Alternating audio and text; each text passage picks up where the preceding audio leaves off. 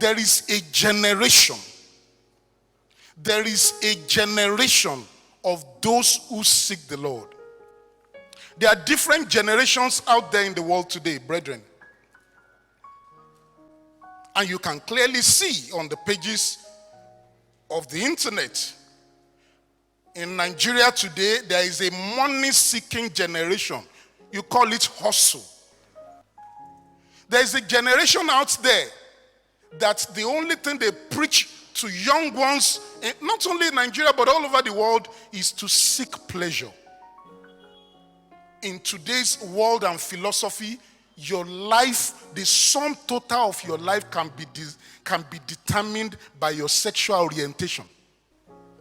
There is the culture of hedonism that teaches everybody all over the world today, anything that makes you happy is what you should pursue. You are not accountable to anybody. And that generation, there are three things they seek. Self-indulgence. Anything that you like to do it. Don't report yourself to somebody.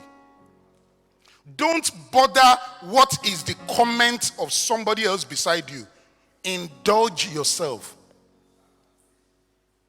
There is a concept of self-will. What you want to do, don't let a pastor tell you and use Bible to confuse you. It is hedonism. And also in hedonism, there is the culture and philosophy of self-gratification. Make sure there is something in it for you. Make sure you are the ultimate beneficiary of every decision you are taking. It is called a self-centered life. But brethren, there is a God-centered life. There is a generation of people who know they proceeded from God and they are accountable to God. There is a generation who don't want to indulge themselves in a habit except the habit of seeking God. Who have given their own self-will to the will of God. And whose pleasure is only in pleasing their Creator. Brethren, and I'm talking particularly to our young ones and to everyone who desires to seek God for their lives. The first and most important thing Moses said in the Old Testament, he said, "Hear, O Israel, the Lord your God is one. Thou shalt have no other God besides him." There is a GSG that they seek God for every decision.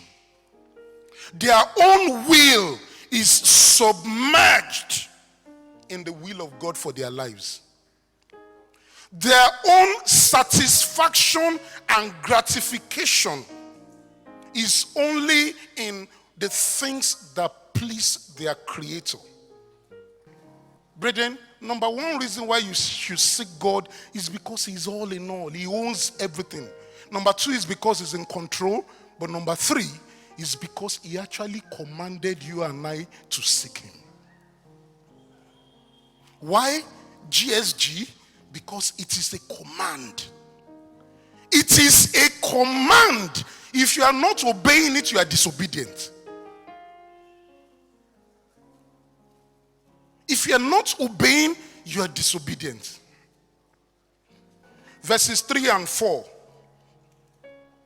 Who may ascend into the hill of the Lord, or who may stand in his holy place? Verse 4. He who has clean hands and a pure heart, who has not lifted up his soul to an idol, nor sworn deceitfully. What should you be like when you're seeking God? Clean hands, pure heart. No idols, no deceit. Who will ascend if all of us decide, GSG, we want to seek God? Who are those that will be able to ascend to find him? Those with clean hands and pure heart.